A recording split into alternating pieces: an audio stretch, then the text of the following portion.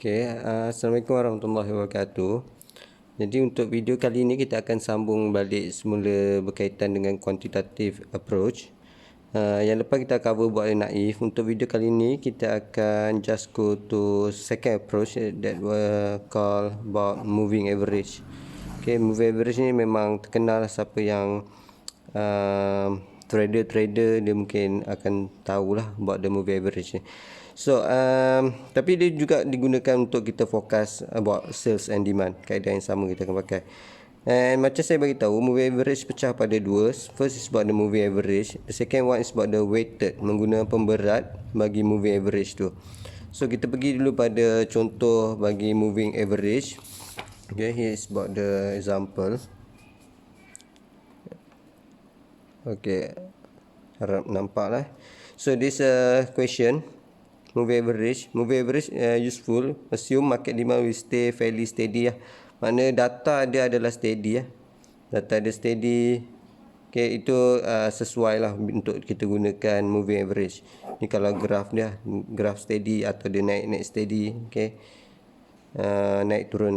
There's a steady lah data tu. And dia bagi data kat sini actual sales dengan menggunakan moving average. By using 3-month moving average, dia bagi tahu forecast sales for July. Okay, dia nak Julai ni berapa. Okay, dia suruh kita forecast dengan menggunakan 3-month moving average. Ni contoh lah 3 month. Boleh pakai banyak lah kalau ada sistem mungkin 10 kali punya moving average. There's a depend on kita lah, and berapa banyak. Semua tu akan nampak pada graf kita nanti. And now kita tengok kalau kita kena cara manual macam mana. Dia bagi tahu 3-month moving average. Moving average ni maksudnya sebab kita pun pakai average, right? And bagi 3 bulan, maknanya dia nak data yang kita pakai tu kita dapatkan average dia. So 3 bulan data dia akan start dari sini 1, 2, 3. So calculation dia akan bermula daripada sini. Maknanya menggunakan data yang lepas, okay, untuk dapatkan bahagian forecast ni. Jadi kat sini 280 data sini March, tambahkan dengan 235 tambahkan dengan 200 and divide by 3. Because of kita menggunakan 3 data. This is an average, right? So kita tambahkan data-data yang lepas dan kita bagikan kepada 3. Jadi dia akan dapat dalam kat sini calculator.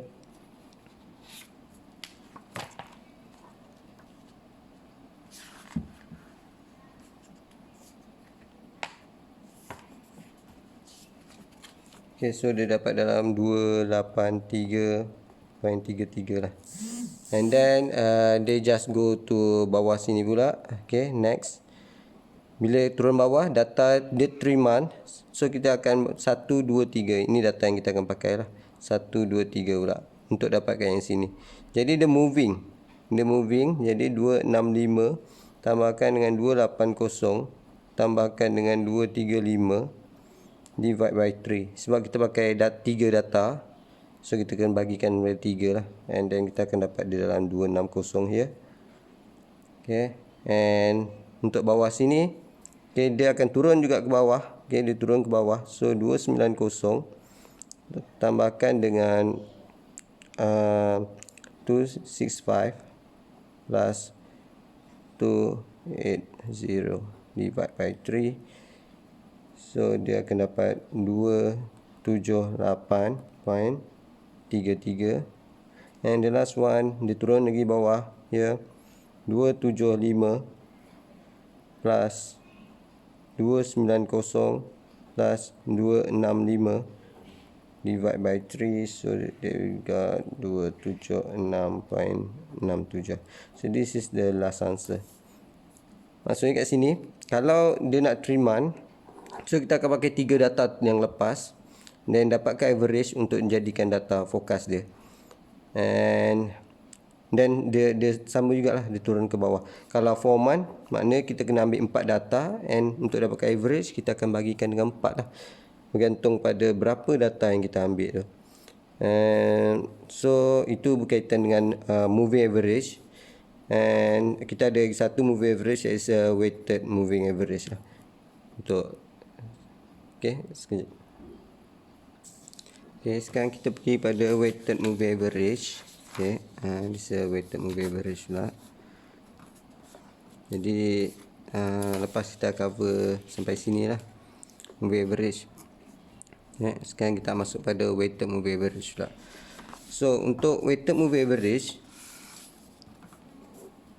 dia digunakan after kita nampak, kalau tadi kita nampak dekat sini data moving average adalah stable, and weighted moving average ni digunakan bila data yang asalnya stable tadi, and kita nampak dia dah mula melepasi tahap dia dah nak mula naik trend lah. Kalau dia jatuh sikit, and tapi dia masih dalam stage trend lagi, so kita akan start pakai weighted moving average. Jadi dalam weighted moving average, nama pun dia ada weight, so dia ada pemberat lah, di mana pemberat yang lagi besar akan duduk dekat paling recent data. Itu adalah untuk kita decide about the weight. Kalau kita baca kat sini, when detect trend pattern is present, weight can be used. Macam graf tadi lah, weight kita akan mula guna weight bila data kita tu asalnya dia stable, right, tiba-tiba dia dah mula nak naik. Ni kita nampak dia masuk pada stage trend lah. Kalau dia jatuh sikit pun dia masih naik lagi, dia masih lagi dalam trend. This is example question. Ada dekat dalam buku, cuma saya adjust sikit lah untuk nampakkan even dia jatuh, dia also masih dalam trend juga. And dia bagi kat sini, by using 3-month weighted moving average, forecast sales for this is July for July. So assume weight dia bagi 1, 2 dan 3, 1, 2 and 3. So dekat sini sama juga kaedah je. 1, 2 dan 3, and calculation kita akan start daripada sini. And cuma dia ada bagi weight. Macam saya bagi tahu, data yang paling hampir akan dapat weight yang paling besar. So kat sini akan dapat 3 lah. And sebab apa dia dapat besar?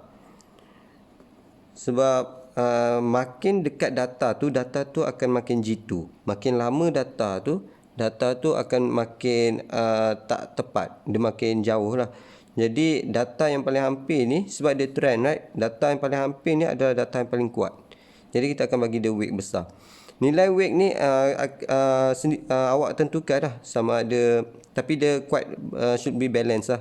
Contohnya macam 0.2, 0.4, 0.6 atau 2, 4, 6. That's a weight lah, balance weight. So dia bagi berat sini. Jadi calculation akan start sini sama juga. This is average, maknanya kita kena 198 akan didarabkan dengan weight. Tambahkan dengan 185 here. Darab also will be dia punya weight, and 200 times 1. And then awak akan bahagikan dengan average number of weight. Kali ini dia bukan bagi of number of data, tapi dia akan divide dengan average number of weight. Jadi 3, 4, 5. So dia akan jadi total number of weight.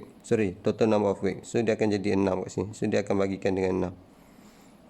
And so dia akan dapat jawapan dia dalam sini. 194. 194 kat sini. And then sama juga dia akan turun ke bawah. Ini turun ke bawah menggunakan data sini pula 1, 2, 3, tapi dia punya weight akan ikutlah ke bawah. 3, 2, 1. Maksudnya kat situ. So dia akan jadi 205 darabkan dengan 3, tambahkan 198 darabkan dengan 2. And tambah 185 darabkan dengan 1 here. And divide by 6. So there should be 199.33. Itu untuk dapatkan yang sini. And then dia turun ke bawah also, dia akan turun ke bawah. Maknanya yang sebelah sini pula akan dapat 3. Ini akan dapat 3, ini akan dapat 2, ini akan dapat 1 lah. So dia akan jadi 198 darabkan dengan 3 plus 205 darabkan dengan 2 plus 198 darabkan dengan 1 divide by 6. So dia akan dapat dalam, okey sekejap ini saya tak dapat lagi. Ya. Okey, calculate. Saya better buat 198 darabkan dengan 3 plus 205 plus 198. So dia akan dapat 1202 bagikan divide 6. So dia akan dapat here is 200.33. And the last one plus 198 2 plus 205 6. So dia akan dapat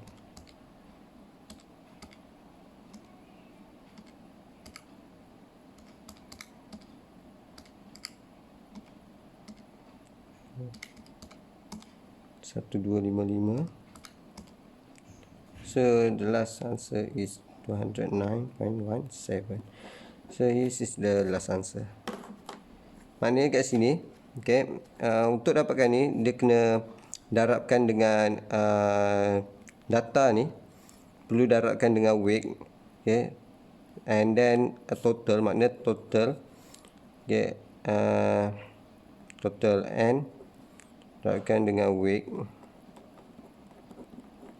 okay, this is total, and darabkan dengan weight divide by total weight. So baru awak dapat nilai bagi setiap ni.